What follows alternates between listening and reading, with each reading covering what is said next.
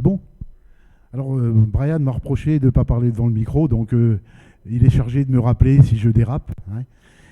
Merci Françoise pour ton introduction. J'ai cru un moment que j'allais partir parce que tu as dit plein de choses que j'avais l'intention de dire. Alors, je crois qu'il y a une vraie conduite du Saint-Esprit dans cette situation-là. Alors, ce matin, je voudrais d'abord introduire mon message en disant que je ne veux pas que ce soit un message culpabilisant. Hein. On pourrait peut-être avoir l'impression que c'est un peu culpabilisant, que je vous reproche plein de choses. Et si je vous les reproche, c'est à moi aussi. Hein. Donc, mais c'est surtout un message où je voudrais qu'on s'encourage mutuellement, je dis bien mutuellement, parce que les pasteurs que nous sommes avons aussi besoin de progresser dans la vie spirituelle. Et que ce soit quelque chose qui nous aide à grandir. Alors, ce texte, ce message ce matin, ça va être « Garde-toi d'oublier ». Waouh. Alors, on va tout de suite régler le problème. Hein. Garde-toi d'oublier ta belle-mère, etc. Ça, on va laisser de côté. Hein. Ça va être simplement garde-toi d'oublier notre vie spirituelle, ce que Dieu a fait dans ta vie à un moment donné. Et je me suis, si tu veux bien, passé la deuxième vue. Alors, comme chacun sait, j'ai fait ce PowerPoint avec mes petits doigts, tout seul comme un grand. Hein. Alors, je me suis référé au Deutéronome parce que l'apôtre Paul dira dans la première aux Corinthiens, chapitre 10, verset 11, que toutes ces choses ont été écrites pour notre enseignement. Hein. Et ici, ce chapitre 8 du livre du Deutéronome, c'est le rappel de ce que Dieu a fait dans l'histoire du peuple d'Égypte. Alors le Deutéronome, vous vous rappelez, c'est le 5e livre de la Bible, c'est le 5e livre du Pentateuque. Le Deutéronome signifie la loi répétée. Et ce livre a une particularité, c'est que Moïse ne dit pas « l'Éternel a dit », mais il dit « je vous ai dit ». Il parle à la première personne du singulier. Et si on se situe dans ce texte-là, le peuple d'Israël vient de passer 40 ans dans le désert, où il a connu toutes sortes de difficultés. Et pourquoi est-ce qu'il était dans le désert? Parce qu'il avait désobéi à Dieu. Et il va rentrer dans la promesse de Dieu, c'est-à-dire dans la terre promise. Et là, Moïse, il leur dit, voilà les jeunes, voilà ce que vous avez besoin d'entendre avant de rentrer. Et il y a 4 choses dans ce texte du Deutéronome chapitre 8 que je vous engage à lire, bien entendu, hein, parce que si on le lit ce matin, le poulet va être cramé. Hein. Donc, la première chose, c'est oublier la parole de Dieu. Alors, je ne vais pas développer parce que nous y reviendrons tout à l'heure. Garde-toi, et le terme de garde-toi est répété 3 ou 4 fois dans le texte. Garde-toi, n'oublie pas Dieu d'abord. N'oublie pas Dieu. Ah, ça paraît énorme. N'oublie pas Dieu, alors que ce peuple a été 40 ans au bénéfice de la grâce de Dieu et qui va connaître la bénédiction. Et deuxième chose, n'oublie pas ses commandements. Ces commandements, le terme est employé souvent dans l'Ancien Testament pour parler de « n'oublie pas la parole de Dieu ».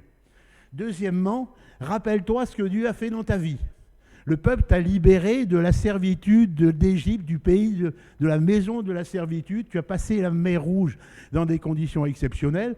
Et c'est un thème qui revient de façon récurrente dans tout l'Ancien Testament. Quand les Juifs veulent se rappeler la bénédiction de Dieu, ils se rappellent comment Dieu les a délivrés de l'Égypte, comment il a ouvert la mer Rouge devant eux. Garde-toi d'oublier également la réalisation de la promesse. La promesse, nous sommes aux alentours de 1450, la promesse a été faite à Abraham en 1900 et des poussières, que Dieu lui donnerait un pays dans lequel coule le lait et le miel. Et ça y est, on est à la porte d'Israël, on va y rentrer. Et puis, la quatrième chose, n'oublie pas toutes les bénédictions dont tu as été bénéficiaire pendant ces 40 années dans le désert. Vous connaissez un peu ces bénédictions? Qu'est-ce qu'ils ont connu? Ah, ça, c'est l'ancien prof qui interroge.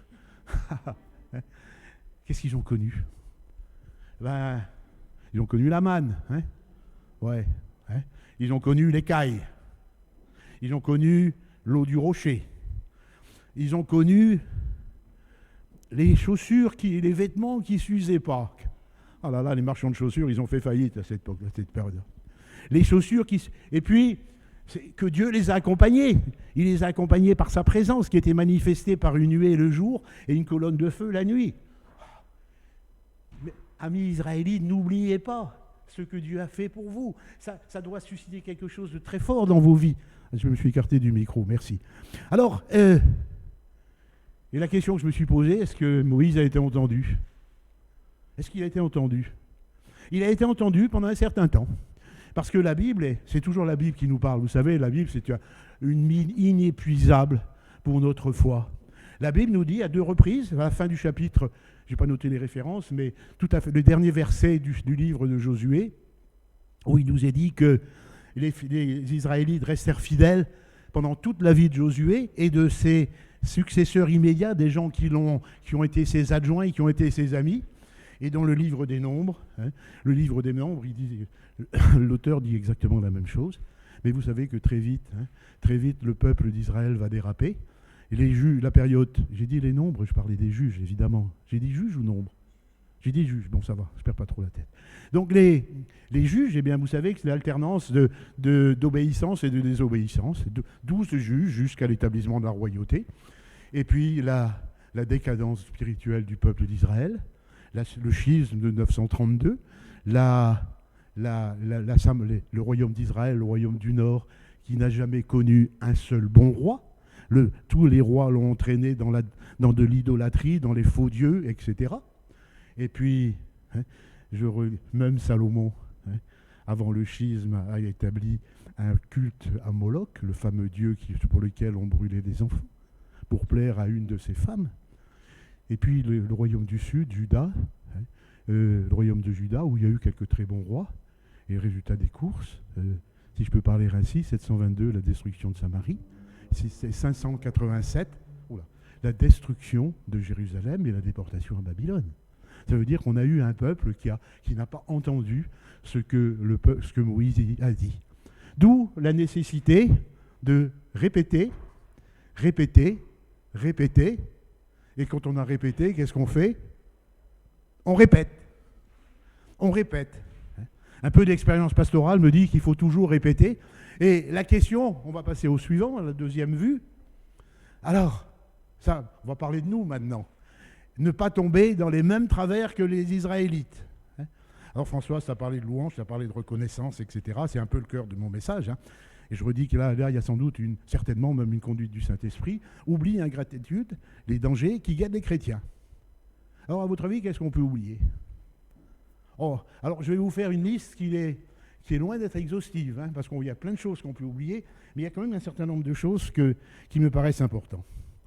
Ce que Moïse recommandait à Dieu, je m'adresse à des chrétiens, ce que Moïse disait de ne pas oublier, Dieu et sa parole. Tu exagères. Franchement, est-ce que quelqu'un a oublié Dieu? Non, bien sûr que personne n'a oublié Dieu, mais peut-être que Dieu n'est pas tout à fait présent dans notre vie. Est-ce qu'il est aussi important qu'il devrait être? C'est juste une question. Quant à sa parole, j'aime bien ce que dit le psalmiste, elle est une lampe à nos pieds, ça nous permet de voir là. Surtout ici, c'est important parce qu'il y a des marches, donc il y a des obstacles.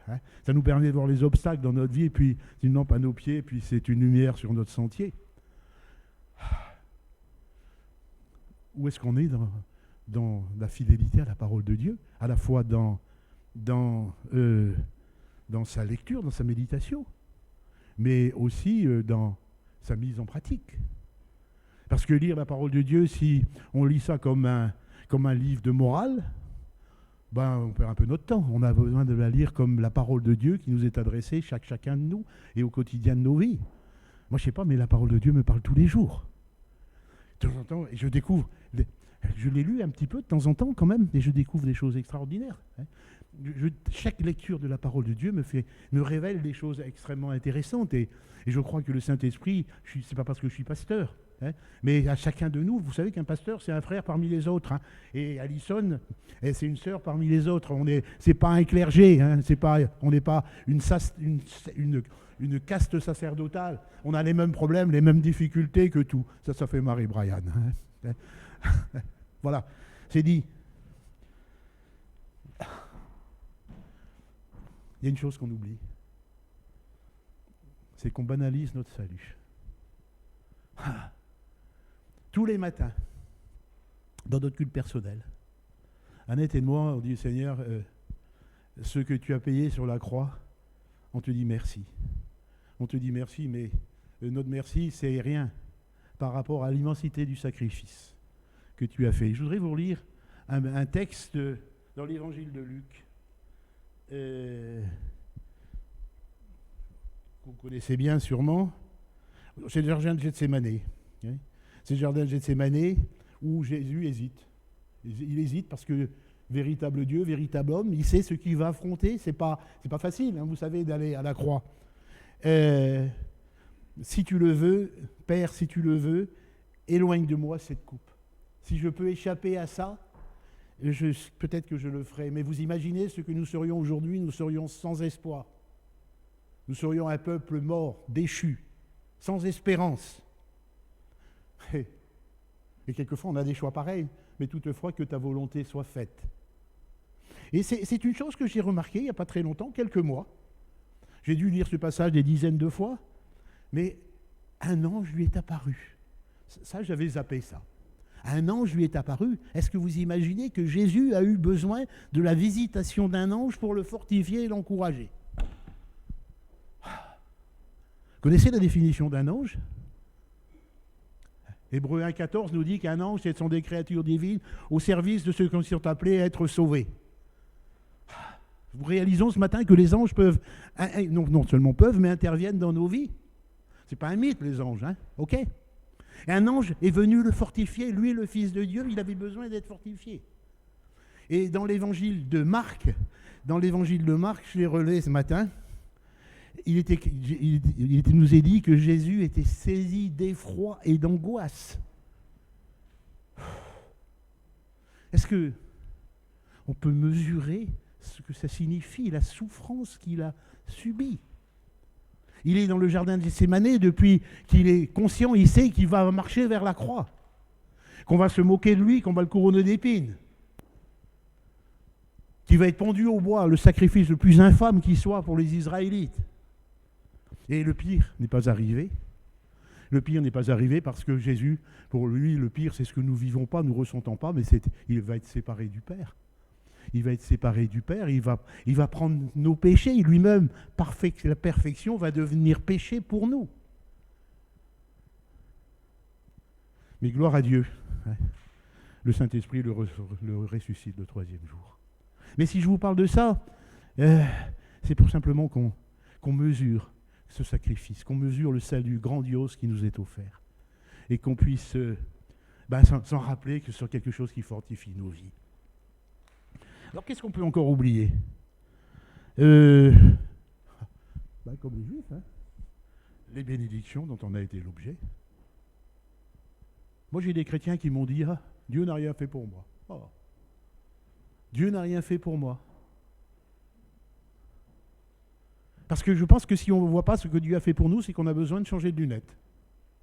Et qu'on a besoin d'avoir vraiment des lunettes spirituelles nouvelles, comme Brian ce matin.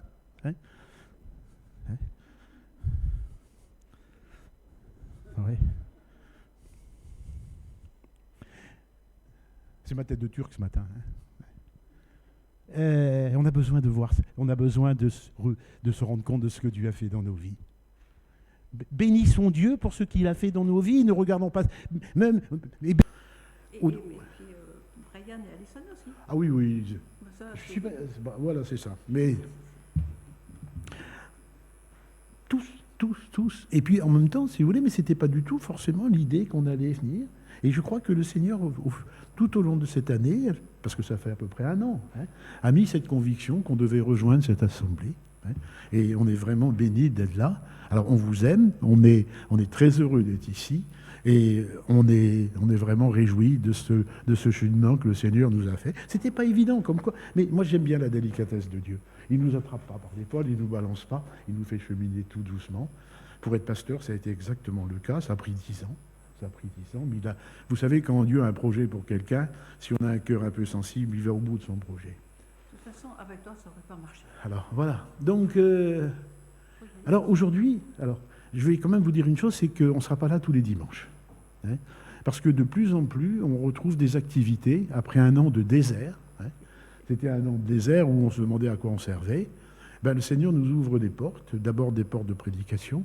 Alors, dimanche prochain, on sera à Saint-Malo. On va prêcher dans l'église de Yannick Leray. Bon, le dimanche suivant, c'est notre petit-fils qui prend le baptême, donc on va aussi ne pas être là. Le dimanche après, normalement, si tout va bien, on sera là. Le dimanche après, je suis invité à prêcher au centre évangélique. Le dimanche suivant, on devrait aller voir nos enfants dans le midi. Mais sachez que si on n'est pas là, c'est pas du tout... Je précise ça parce qu'on dit, ils demandent à devenir membres et puis on les voit plus. C'est pas du tout ça, mais on a d'autres choses. Et puis le Seigneur nous ouvre une porte actuellement extraordinaire.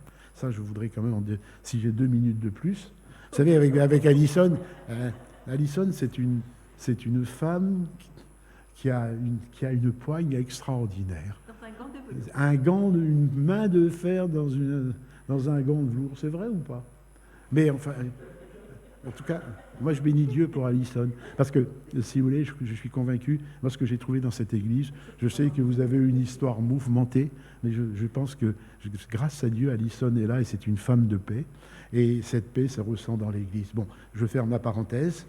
Et le Seigneur nous ouvre aujourd'hui un ministère étonnant. Un ministère parmi les vieux. Nous sommes au bénéfice de ce qui est dit dans le chapitre 8 de Zacharie. Des gens tireront sur votre manteau parce qu'ils voient que Dieu est avec vous et nous voulons vivre quelque chose. Nous avons 3 personnes actuellement qui nous ont demandé spécifiquement de nous voir pour savoir qu'est-ce qu'on vivait avec Dieu et comment d'expliquer ce qu'on vivait et d'expliquer notre foi. Hier après-midi, on a passé l'après-midi avec une religieuse, très haut placée dans la hiérarchie de sa congrégation, que l'on connaît depuis très longtemps, et sa question tout de suite, expliquez-moi comment ça s'est passé pour vous. Et de nous dire, vous avez raison, c'est vous qui avez raison. Et puis qui commence à comprendre qu'on est sauvé par la grâce et non pas par les œuvres, qui remet tout en question. Elle ne quittera pas sa religion. Elle ne quittera pas, mais c'est une ouverture. Voilà, des choses comme ça. Et les gens nous appellent pour dire on veut vivre, on veut voir ce que vous vivez. Amen.